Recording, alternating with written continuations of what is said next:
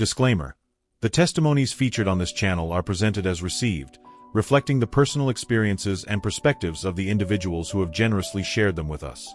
While we do not verify or authenticate the events described, we encourage our viewers to approach these testimonies with compassion and understanding, as they represent the personal journeys of those involved. Thank you for your understanding and patience. Today's experience was shared with us by a brother from Syria. What he is about to share is a story you won't want to miss. Please watch until the end to fully understand his experience. Trust me, this is a story you don't want to miss. My name is Omar Rahman, and I am 42 years old. I was born and raised in the historic city of Aleppo, Syria, a place where the echoes of history intertwine with the calls to prayer that resonate through the ancient streets. My childhood was filled with the scent of spices from the bustling souks and the warm embrace of family gatherings steeped in tradition. Islam was the foundation of my existence, woven into every aspect of my upbringing. As the eldest son in a deeply religious household, I was entrusted with upholding the faith that had been passed down through generations. My father, a respected scholar of the Quran, dedicated his life to teaching its sacred verses, and from a young age, I followed in his footsteps. By the time I was a teenager, I had committed the Quran to memory and immersed myself in the study of hadith. By the age of 20, I had earned the honor of leading prayers at our local mosque, a role that filled my family with immense pride. Yet, beneath the surface of our faith and devotion, the world around us was changing in ways we could never have foreseen. The land that had once been our sanctuary became a battleground. Over time, the war that gripped Syria transformed our beloved home into a place of turmoil and devastation. In 2016, after witnessing the loss of countless loved ones and seeing the destruction of all we held dear, I made the painful decision to leave. With my wife and our 2 young children in tow, we embarked on a harrowing journey to escape the horrors of war, seeking refuge in the United Kingdom. The transition to life in Birmingham was anything but easy. The unfamiliar language, the foreign customs, and the bitter cold all felt like insurmountable obstacles. But my faith became my anchor. I took on the role of Imam at a small mosque, guiding fellow refugees who, like me, had been uprooted from everything they knew. My days were filled with prayer, teaching, and counseling, offering solace to those grappling with the difficulties of rebuilding their lives in an unfamiliar land. To my congregation, I was a symbol of unwavering faith. I taught them that Islam was the ultimate truth, the only path to salvation. My heart believed it without question. But fate had a trial in store for me that would shake my convictions to their very core. It was a frigid, rain-slicked evening in Birmingham. The winter wind howled through the narrow streets as I stepped out of the mosque after the evening prayer. My mind was preoccupied with the sermon I had meticulously planned for the upcoming Friday, a message of perseverance and devotion in the face of hardship. As I turned onto a busy road, a sudden flash of headlights pierced the darkness. A car, speeding recklessly, lost control on the rain-soaked pavement. In the span of a heartbeat, the vehicle veered wildly and slammed into mine with an unforgiving force. The sound of metal crumpling against metal shattered the silence. My body was flung forward with violent momentum, and then, nothing but darkness. When awareness crept back in, it was fragmented and distant.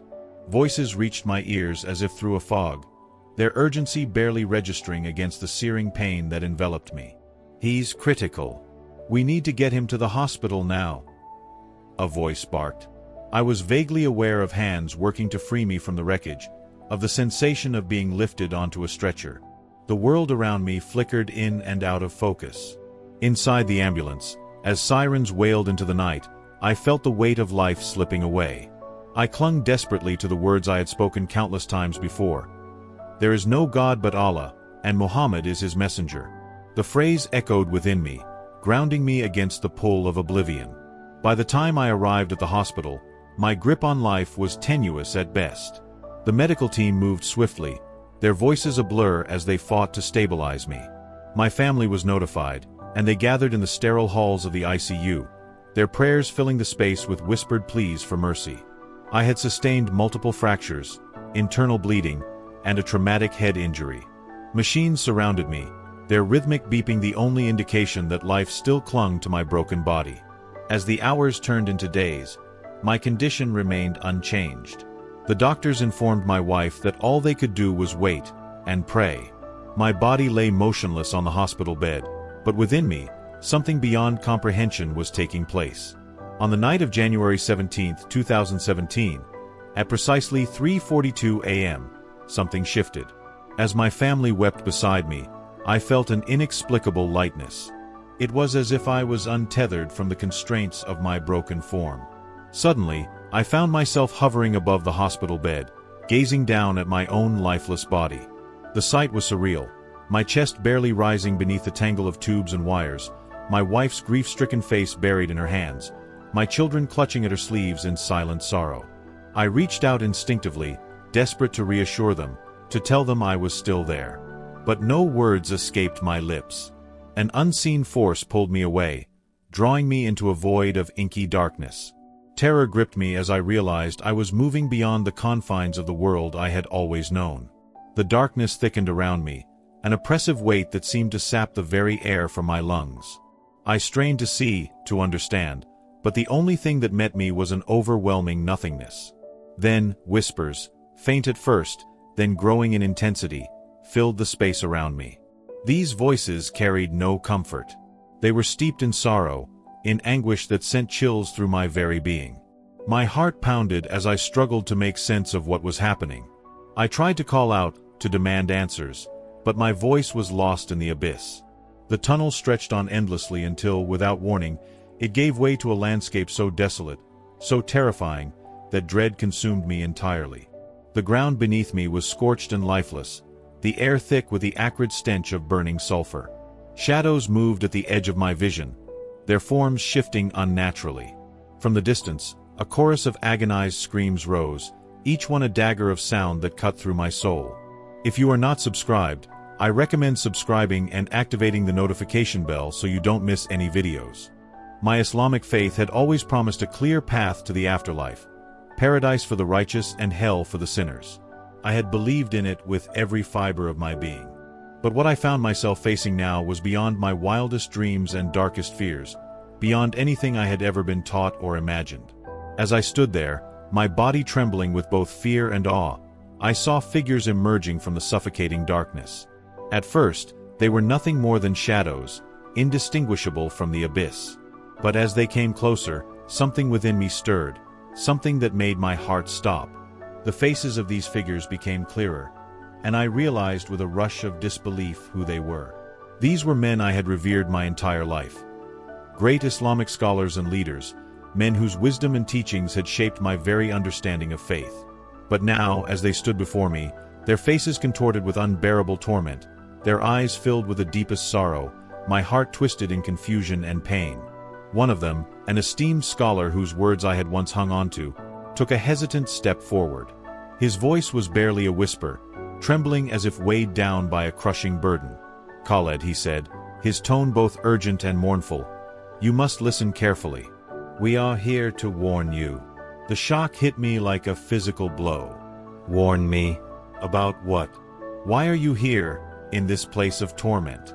You were men of great faith. How can this be?" I stammered, my heart racing. The scholar lowered his head, a deep shame radiating from him. "We were wrong," he confessed, his voice breaking. "We followed teachings that blinded us to the truth. We believed that our deeds and rituals would be enough to save us, but we were mistaken. We missed the one true path to salvation." My breath caught in my throat, my mind reeling. What was he saying? How could it be? Before I could voice the thousand questions swirling in my mind, another figure emerged from the darkness. This presence was unlike any other. A sense of awe and fear washed over me in waves, for I knew instantly who it was. Prophet Muhammad stood before me, his presence magnificent yet sorrowful, as though the weight of the world rested upon his shoulders. His gaze met mine, and the piercing depth of his eyes seemed to look straight into the core of my soul. When he spoke, his voice held both authority and an unspeakable sadness. "Khaled," he said, his words ringing with divine power, "you have been chosen to deliver a message. What you witness here is the fate of those who reject the truth."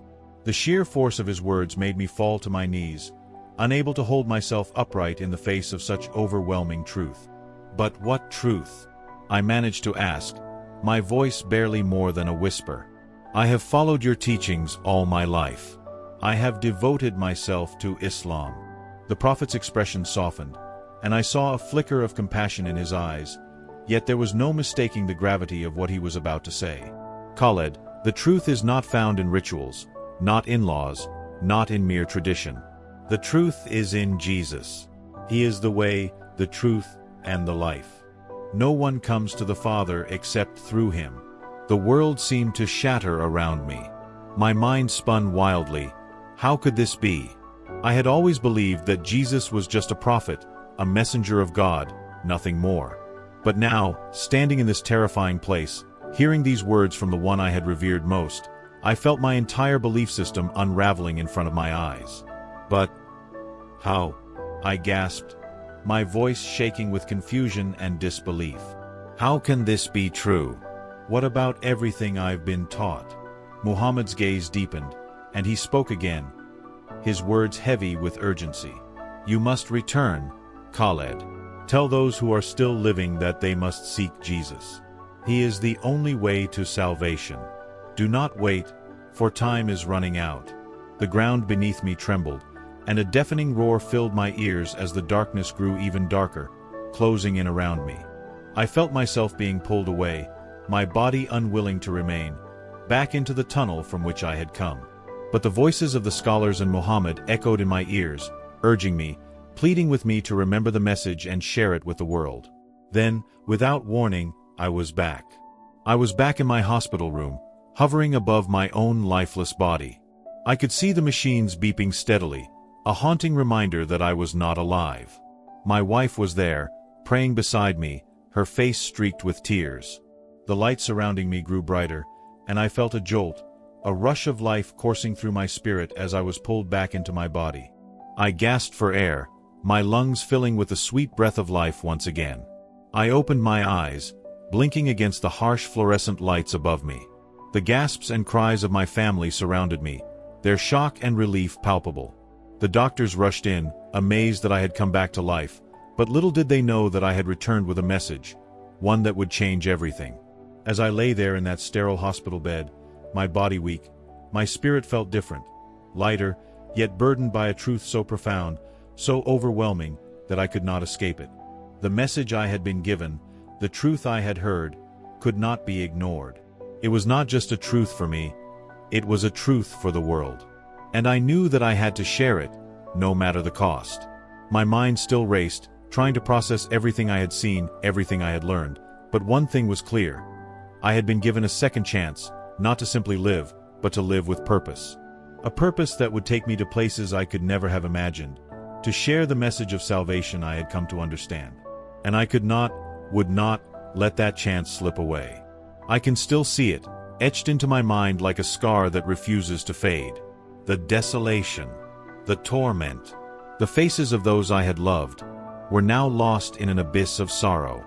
And then, amidst the crushing weight of that vision, the words appeared, Jesus, the only way. How could this be?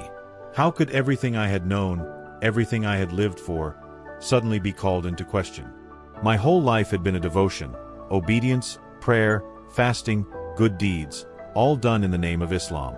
My family, my community, and my ancestors had all walked this path, firm in the belief that righteousness would lead us to God. But now, in this moment of revelation, I stood on the precipice of something I could not understand, something that threatened to unravel everything I had ever believed.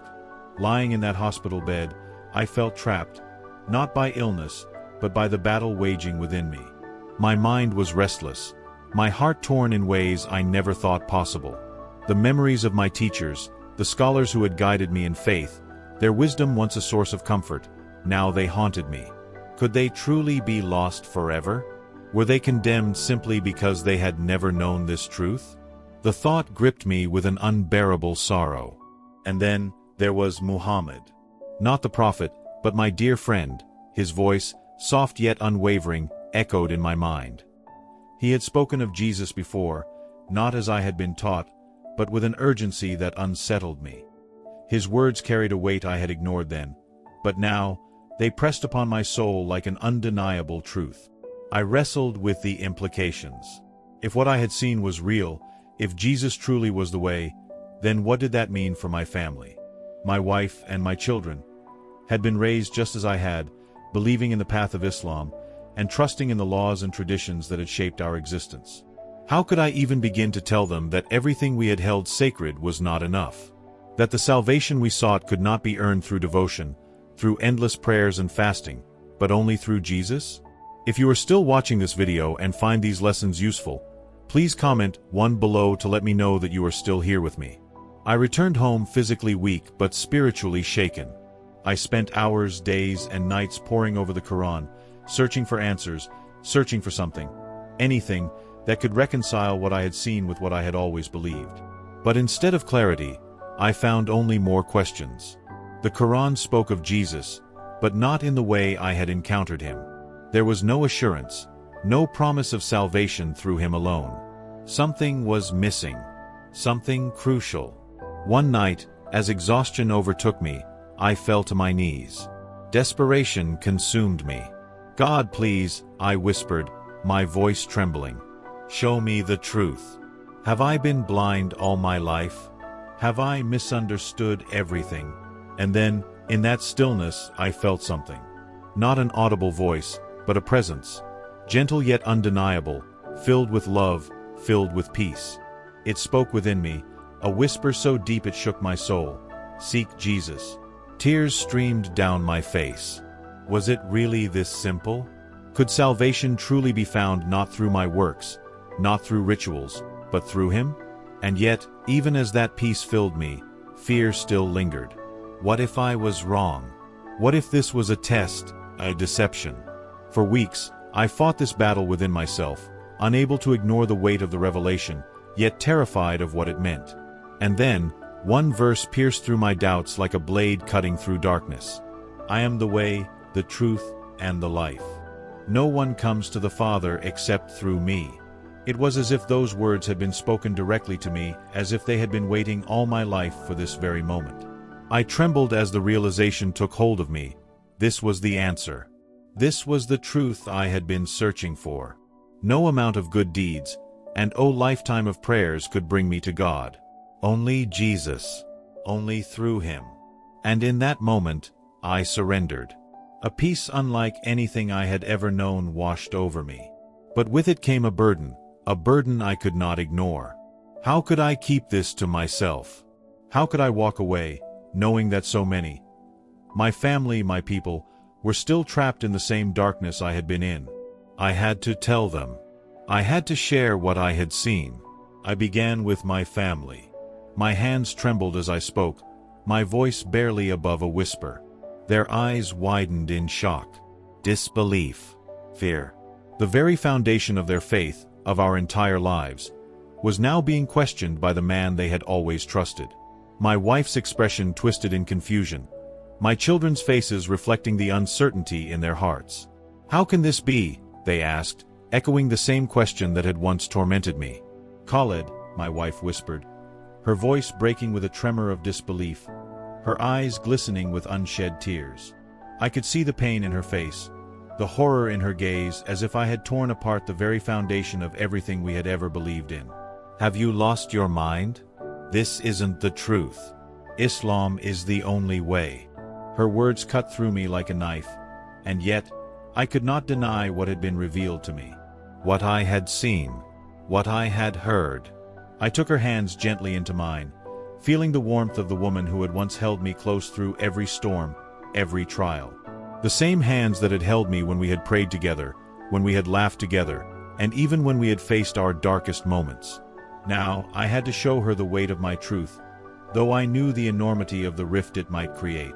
No, Habibi, I whispered, trying to keep my voice steady despite the trembling in my chest.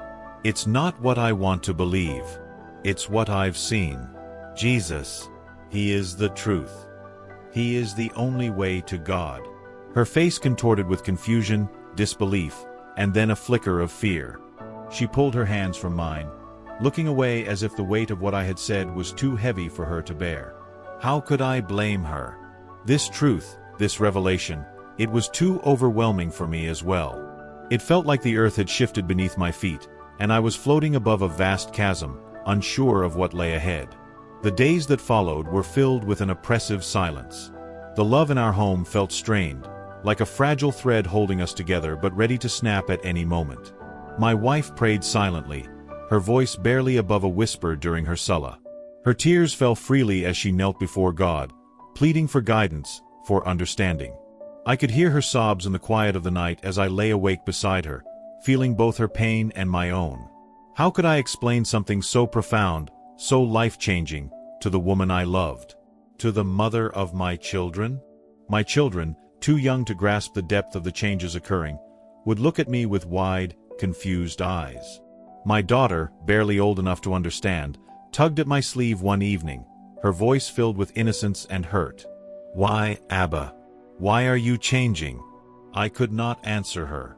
I could not explain to my little girl why I felt as though the very core of my being had been reshaped. All I knew was that I had seen the truth of Jesus Christ, the salvation he offered. But how could I share that truth with them? How could I ask them to leave behind everything they had known, everything we had built together as a family? But despite the turmoil in my heart, I knew one thing. The truth I had encountered could not be hidden. It had to be shared. And then the day came, the day I had feared.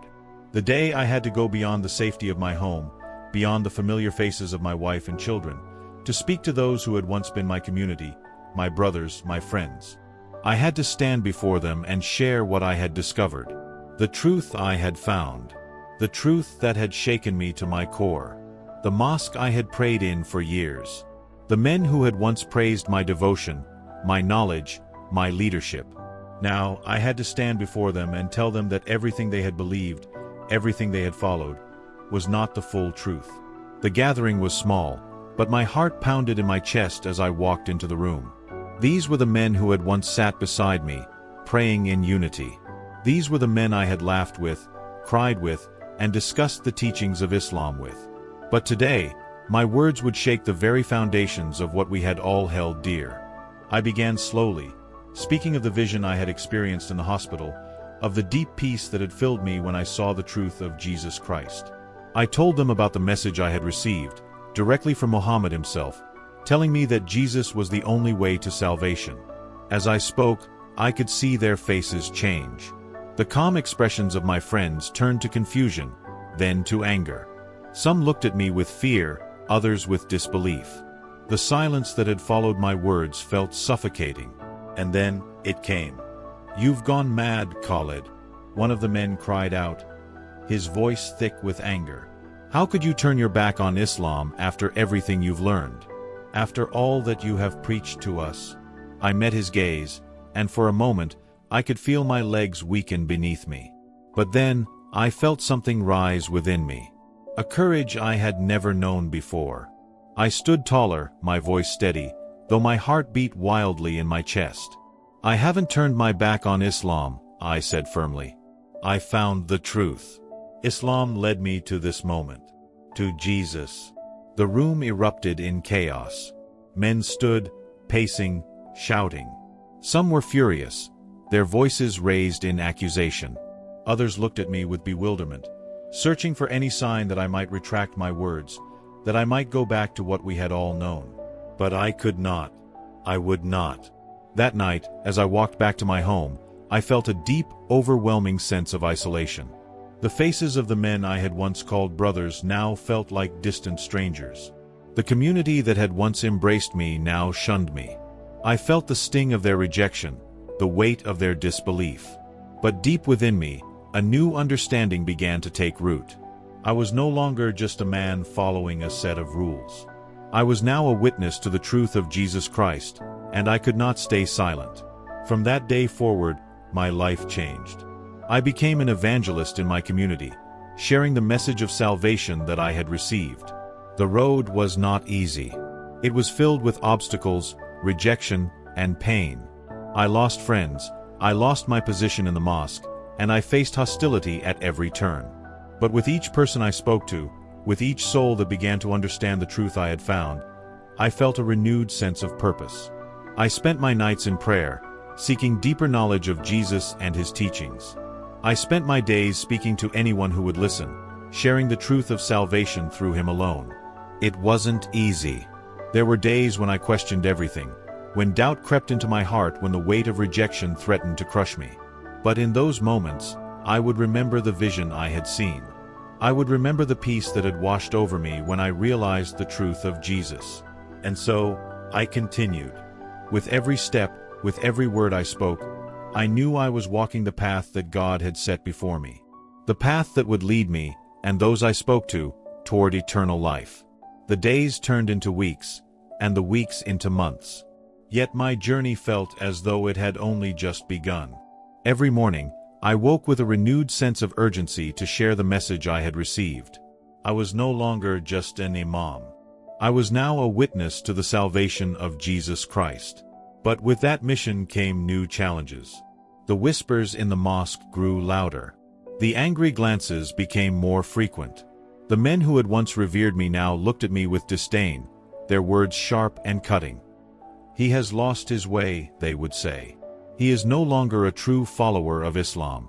At first, I tried to reason with them. I reached out, I spoke calmly, and I explained the truth I had discovered. I showed them the scriptures.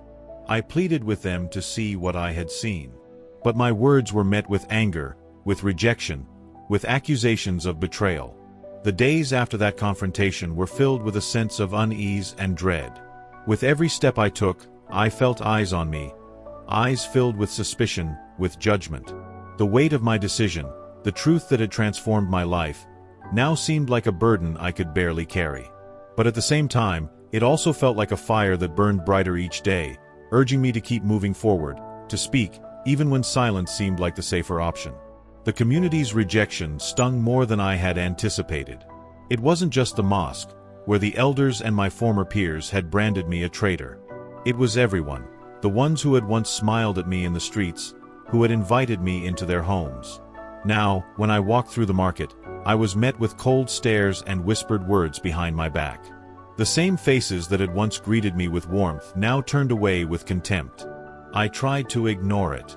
I tried to remind myself that the truth I had found was worth the price I was paying. But at times, the loneliness was unbearable. I missed the camaraderie I had once shared with my brothers in faith, the long hours spent in prayer, the passionate discussions about theology, the sense of belonging to something greater than myself. Now, I was an outsider, a stranger in my land. It wasn't just the rejection I faced, it was the isolation. My family, too, had begun to feel the strain. My wife, though still supportive, was increasingly distant. The uncertainty in her eyes whenever she looked at me made my heart ache. I knew she was torn between the love she had for me and the loyalty she felt toward the faith that had been the foundation of her life. She had always stood by me, but now, I could feel the walls between us growing taller with each passing day. And then there were the children. My son, who had always looked up to me with admiration, now looked at me with confusion. "Abba, why are we not praying together anymore?" he asked one evening. His words struck me like a punch to the gut. How could I explain to him the path I had chosen? How could I make him understand that, in my heart, I still believed in God, in the Creator, but that I had found a new understanding of His will through Jesus? One night, I found myself sitting alone in the dim light of my room, staring at the worn pages of the Quran. It felt like a lifetime ago that I had studied these verses, teaching others the wisdom of the Prophet. Now, they seemed distant, like words on a page, disconnected from the truth I had discovered. My fingers traced the script, but it was as though the letters were speaking a language I no longer understood. And yet, as I sat there, something stirred in me. A quiet voice, a gentle whisper of peace, that reminded me that I was not alone. "Jesus is with you," it said. The words echoed in my mind, and for the first time in days, I felt a sense of calm wash over me. It was a reassurance that, despite the pain, despite the rejection, I was walking the path I was meant to walk. If you are still watching this video and find these lessons useful, please comment 2 below to let me know that you are still here with me. The next morning, as I walked through the streets once more, I noticed something. The usual cold stares had softened. Some of the people who had once turned their backs now looked at me with curiosity. They didn't approach me, but I could see their eyes lingering on me, questioning, wondering. It was as though a seed had been planted, and though it was too early to tell, I had the sense that something was shifting. That evening, as I sat with my wife, I gathered the courage to speak again. "I know this is hard," I began softly. "I know you don't understand, and I don't expect you to. But what I've found, it's not just for me. It's for all of us. Jesus, He is the way. He is the truth, and I have to share that with the world." She looked at me for a long time, her eyes searching mine, as though trying to find the man she had once known. Finally, after what seemed like an eternity, she spoke. "Khaled, I don't know what to believe anymore. I don't know what's real. But I will support you. I love you, and I want you to be at peace." Her words were a balm to my wounded heart, but I knew the road ahead would still be long. I couldn't expect her to change overnight, to embrace this new truth with open arms. But at least, for the moment, there was understanding. A small flicker of hope that perhaps, together, we could navigate this new reality. The days that followed were filled with more moments of reflection. I spent hours praying, seeking guidance from God, from Jesus. I pored over the Bible, reading passages that spoke of grace, of salvation, of the love of Christ. The more I read, the more I felt a deep sense of connection to the teachings I had once dismissed. It was as though my heart was being molded anew, shaped by a love that transcended everything I had known. In the meantime, the opposition continued. The men from the mosque, the neighbors, the community, they all made it clear that I was no longer welcome. But with each rebuke, with each rejection, I felt my resolve strengthen. I had no choice but to continue sharing the truth I had found. I could not turn back, not now. The fear of what might come, the fear of losing everything I had built, could no longer hold me back. The truth was too powerful, too urgent. And so, I kept walking. I kept speaking. I kept sharing the message of Jesus.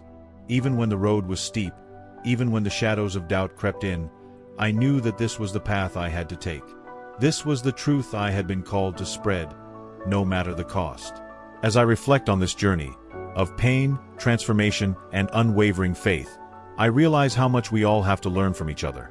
My path, my struggles, and my choices may be different from yours, but the one thing that binds us all is our quest for truth and understanding. We face moments of doubt and challenges that test our strength, but in the end, we are called to stand firm in the truth we believe in, even when it's not easy. So, what have you learned from this story so far? Is there a part of it that resonates with your own life? What can you take from this journey and apply it in your own faith, relationships, or daily struggles? I'd love to hear your thoughts. Comment below with one thing you've learned and how you plan to bring it into practice in your own life. If you like this video, please leave your comment below, and don't forget to like, share, and subscribe to our YouTube channel for more stories of faith, transformation, and personal growth. Thank you for watching, and may you walk in truth, no matter where your journey takes you.